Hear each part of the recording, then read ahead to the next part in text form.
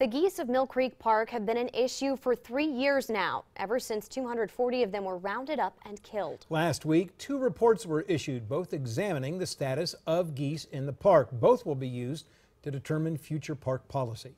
New developments tonight on the geese of Mill Creek Park.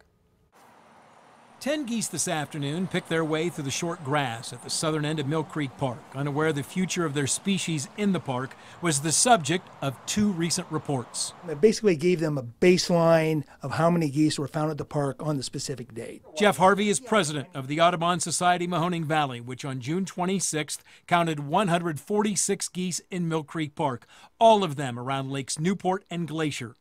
2 months earlier, the U.S. Department of Agriculture counted 131 geese in the park. The Agriculture Department also counted 28 nests and 114 eggs, almost all of them around the Newport wetlands area. Those eggs were addled, shaken to make sure they would not hatch. The Audubon Society, during its June count, then found only 6 baby geese. Denny Malloy is chairman of the park's Wildlife Committee. So that means USDA did their job. They located the nest correctly. They went in 8 times.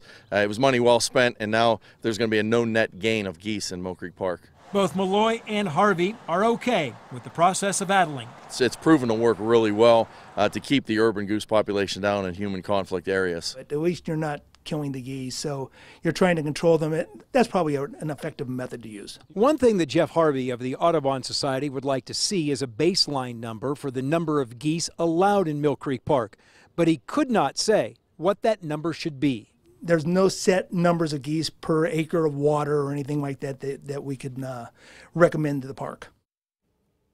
I also talked today with Mill Creek Metro Parks Commissioner Tom Shipka, who said he expects the 2 reports to be forwarded to the park's Wildlife Committee and eventually a policy on geese developed. Now, the 2 reports also had recommendations: stricter enforcement of the Don't Feed the Geese law. The Audubon Society suggested changing the habitat of the Newport wetlands, making it harder for the geese to nest. And both studies suggested the addling program be continued.